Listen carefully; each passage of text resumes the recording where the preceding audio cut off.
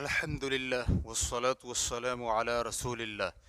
دو مسجدیں قریب قریب ہیں، دوسری میں نمازیوں کی تعداد کم یا بالکل بھی نہیں ہے، تو کس مسجد میں نماز ادا کرے؟ سوال کیا گیا ہے۔ ہمارے علاقے میں دو مسجدیں قریب ہی ہیں، ان میں سے ایک عام طور پر نمازیوں سے بھر جاتی ہے، جبکہ دوسری مسجد میں نمازی نہیں ہوتے، بلکہ بسا اوقات تو مسجد کھلتی ہی نہیں ہے۔ تو اس صورت میں کون سی مسجد میں نماز ادا کرنا افضل ہے؟ بھری ہوئی مسجد میں یا دوسری مسجد کو آباد کرنے کی نیت سے خالی مسجد میں؟ دوسرا سوال یہ ہے کہ بھری ہوئی مسجد کا امام سنت کا خیال نہیں رکھتا، وہ اپنے کپڑے ٹخنوں سے نیچے لٹکا کر رکھتا ہے، جبکہ دوسری مسجد کا امام قدر بہتر ہے اور سنت کا اہتمام کرتا ہے۔ ہم آپ سے امید کرتے ہیں کہ ہمیں بتلائیں کہ کس مسجد میں نماز ادا کرنا ہمارے لیے بہتر ہے۔ الجواب بعون اللہ سبحانہ وتعالی۔ اول، کثرت سے مسجدوں کا کسی علاقے اور محلے میں پایا جانا یہ خیر کی علامت ہے۔ اس سے لوگوں میں مسجد کے اندر نماز ادا کرنے کا جذبہ پیدا ہوتا ہے، لیکن ساتھ ہی ہم کچھ معاملات پر متنبہ کرنا چاہیں گے۔ نمبر ایک، مسجدیں بالکل قریب قریب نہیں بنانی چاہیے تاکہ مسلمانوں میں تفریق پیدا نہ ہو۔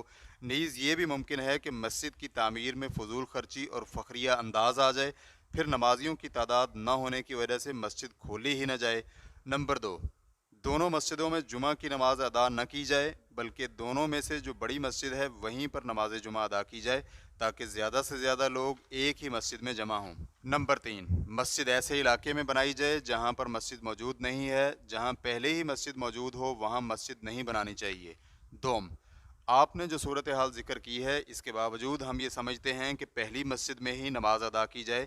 اس کی کئی ایک وجوہات ہیں۔ نمبر ایک مسجد میں سب لوگ جمع ہوں تو اس سے نمازیوں کے درمیان الفت بڑھے گی اور آپس میں تعلقات مضبوط ہوں گے۔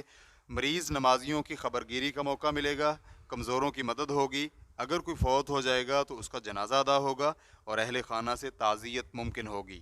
نمبر دو، جس مسجد میں پورے محلے کے لوگ نماز ادا کرتے ہوں وہاں نماز ادا کرنے سے ان کی تعلیم و تربیت کے مواقع بڑھ جائیں گے، لیکن اگر بکھر جائیں تو تعلیم و تربیت پر منفی اثرات رونما ہوں گے۔ لہٰذا جب بھی کوئی عالم دین درس دے یا خطاب کرے تو سب محلے والے یکساں طور پر مستفید ہو سکیں گے۔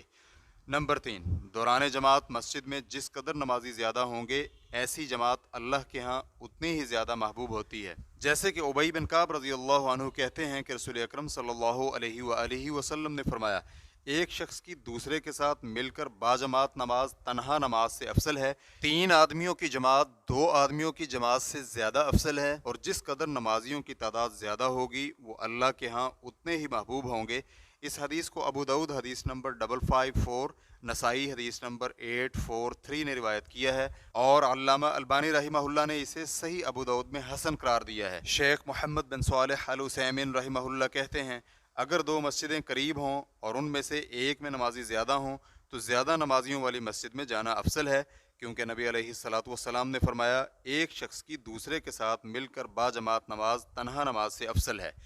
تو یہ حدیث عام ہے، چنانچہ اگر 2 مسجدوں میں سے ایک کے نمازی زیادہ ہوں تو اس میں نماز ادا کرنا زیادہ افضل ہے۔ ریفرنس کے لیے دیکھیے الشرح الممتع علی زاد المستقنع، جلد نمبر 4، صفحہ نمبر 150 تا 151۔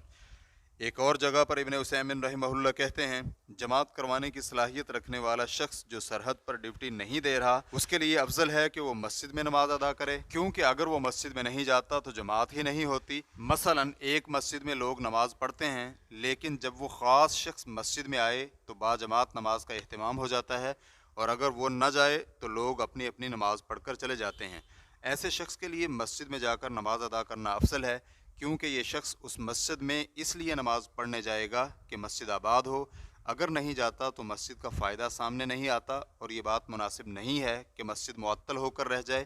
اس لیے اس شخص کی اس چھوٹی مسجد میں نماز زیادہ نمازیوں والی مسجد سے افضل ہے۔ لیکن یہاں یہ بات بھی ذہن نشین رہے کہ یہ دونوں مسجدیں بالکل قریب قریب نہیں ہونی چاہیے، کیونکہ یہ بھی کہا جا سکتا ہے کہ تمام لوگوں کا 2 مسجدوں میں تقسیم ہونے کی بجائے ایک ہی مسجد میں جمع ہونا افضل ہے۔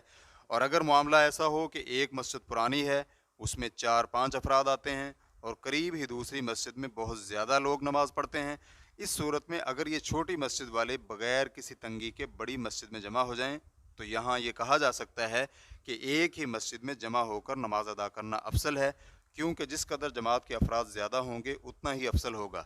ریفرنس کے لیے دیکھیے الشرح الممتع علی زاد المستقنع، جلد نمبر 4، صفحہ نمبر 150۔